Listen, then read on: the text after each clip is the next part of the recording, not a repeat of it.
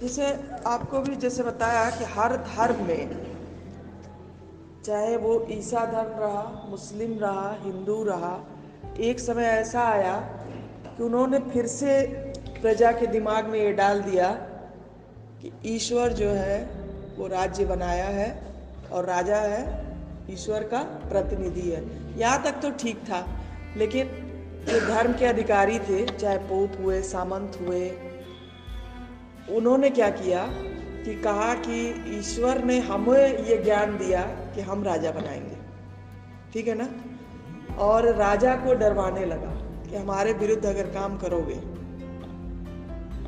Blackmail करने लगा, तो तुमको हटा देंगे गद्दी से, ठीक है। शुरू में तो राजा डरे, बाद में राजा सबको लगा अच्छा ये जो है हम ही को बेवकूफ़ बना रहे हैं। 2 तलवारों का सिद्धांत आया था, पता नहीं आप पढ़े होंगे कि नहीं, सेकंड ईयर में पढ़ाई ही नहीं हुई आपकी। 2 तलवारों का सिद्धांत ये हुआ कि जो ईसा मसीह के शिष्य थे, बहुत अच्छे शिष्य चाहे थे, पीटर ने जो है वो 2 तलवार दिया उनको, पोप, उसका नाम भूल रहा हमको, पोप को दिया और कहा कि एक लौकिक सत्ता के लिए है और एक पारलौकिक सत्ता के लिए है। पारलौकिक सत्ता मतलब चर्च, जो दिखाई ना दे, ईश्वर का है, ठीक है, और दूसरा जो लौकिक है वो राजा को। तो वो जो पोप था उसने अपनी तलवार रख ली और दूसरी राजा को दे दी, लौकिक वाली, और कहा कि दोनों जो है तलवार एक तरह से चर्च के ही अधीन रहेगी। समझ रहे हैं ना, तलवार तो राजा को उसने दे दिया, लेकिन कहा हम जैसे कह रहे हैं वैसे ही करना पड़ेगा, ठीक। तो 2 तलवारों का सिद्धांत चल रहा था, लेकिन बाद में राजा कुछ जो है ऐसे ऐसे आए और विरोध कर डाले कि ऐसा कैसे होगा, आपकी अपनी सत्ता है, आप अपनी सत्ता चलाइए, हमारी सत्ता है, हम चलाएंगे। तो यहाँ तक भी ठीक था, लेकिन कुछ कुछ राजा भी बदमाश हो गए।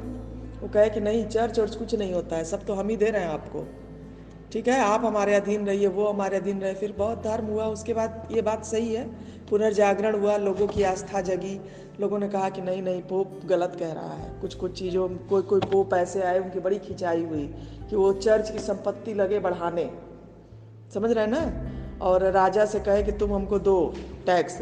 उधर कोई कोई राजा आया, वो भी बहुत चालाक हो गया, वो कहा कि नहीं, अब आप हमको टैक्स दीजिए, और इतनी संपत्ति आप क्या करेंगे, आपको तो बस भगवान की पूजा करनी है ना, तो क्या करिएगा, इतनी संपत्ति वापस करिए हम लोग का जो है। तो इस तरह से करते करते लोगों का हुआ। तो ये उसके बाद औद्योगिक क्रांति हुई, पुनर्जागरण के इस समय औद्योगिक क्रांतियां भी हुई, समझना, फ्रांस में हुआ, इंग्लैंड में हुआ, हर जगह हुआ। तो ये लिबरलिज्म जो है वहां से भी निकला, उदारवाद जो है औद्योगिक क्रांति का भी परिणाम इसको माना जाता है। क्यों माना जाता है कि लोगों ने कहा कि नहीं, बहुत जो है स्वतंत्रता सबको चाहिए, हर व्यक्ति को चाहिए, खाली राजा को क्यों चाहिए या सामंतों को क्यों चाहिए, व्यक्ति को क्यों नहीं चाहिए, जबकि व्यक्ति से ही राज्य बनता है। समझ रहे हैं ना, एक तरह से उदारवाद भी समझिए, व्यक्तिवाद का समर्थन नहीं करता, लेकिन उतना नहीं करता है। व्यक्तिवाद जो है पूरी तरह से राज्य का विरोध करता है, उदारवाद विरोध नहीं करता, बस इतना ही महीन रेखा है। स्वतंत्रता वो भी चाहता है, ये भी चाहता है, ठीक। चलिए।